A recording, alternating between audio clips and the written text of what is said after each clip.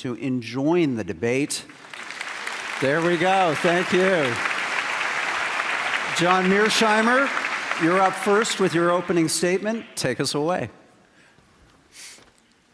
Thank you very much. It's a great pleasure to be here this evening, and I appreciate the organizers inviting me to this debate.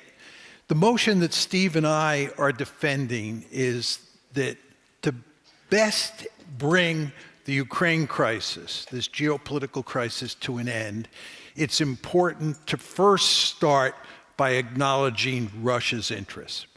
So what we're talking about here tonight is how best to end this crisis. We're not talking about who started it, who should be blamed. We're not talking about whether Vladimir Putin is a good guy or a bad guy. The question here is how best to end it. Now, this is referred to as a geopolitical crisis in the motion.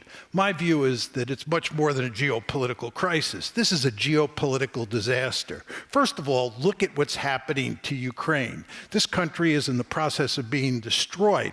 The war is only 78 days old. If this war goes on, you can only imagine what's going to happen to Ukraine.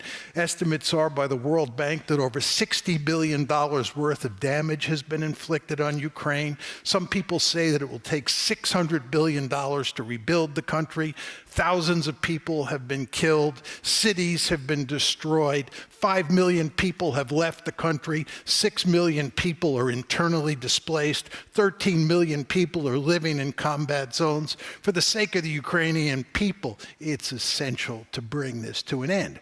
Furthermore, we run the risk here that this war, which is now between Ukraine and Russia, is going to turn into a war between Ukraine and the United States. It's going to turn into a great power war. This is a really scary thought. We know very well that when wars become long wars, they tend to escalate. And the last thing we want is a war between the United States and Russia. And the reason is because the threat of nuclear war is on the table. Now, many of you might think this is not a serious possibility, but that would be a fundamental mistake. You should understand what America's goal is in this war.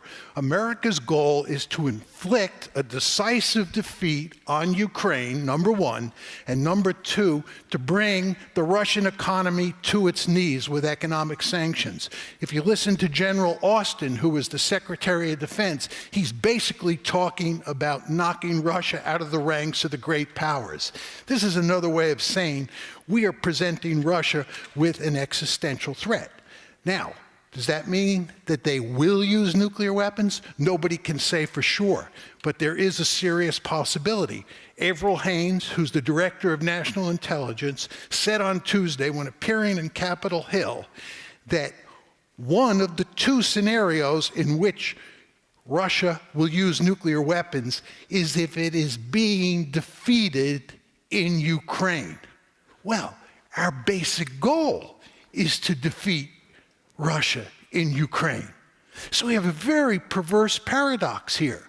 The paradox is that the better the United States does on the battlefield, with the Ukrainians doing the fighting, of course, the more likely it is that Russia will turn to nuclear weapons, and we might end up in a general thermonuclear war. We have to end this war to make sure that doesn't happen.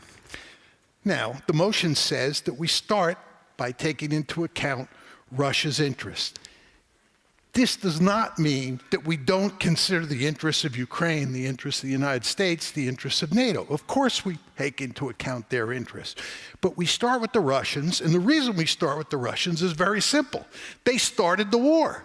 And what we have to do is figure out what their interests are, because if we don't know what their interests are, there's no way we can shut this one down. So we're starting with Russia's interests. Now the question is, what are Russia's interests?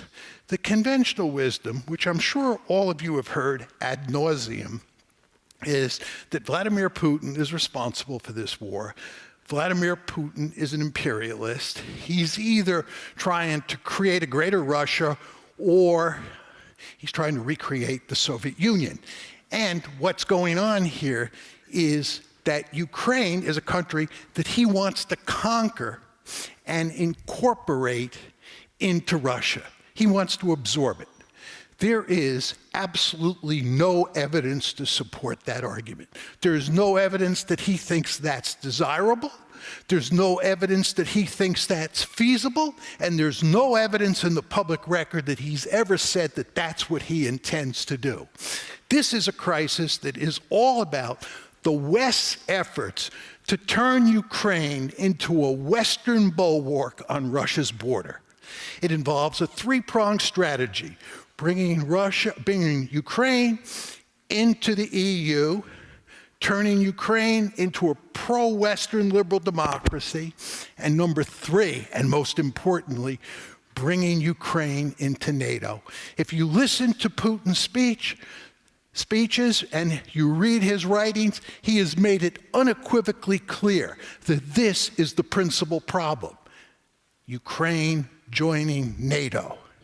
And what has to be done here to solve this problem is Ukraine has to become a neutral country. Ukraine cannot become a Western bulwark on Russia's borders. You may not like that outcome, and I fully understand that. But if you are interested in preventing Ukraine from being completely destroyed, and you are interested in avoiding a nuclear war, you should be in favor of the motion. Thank you.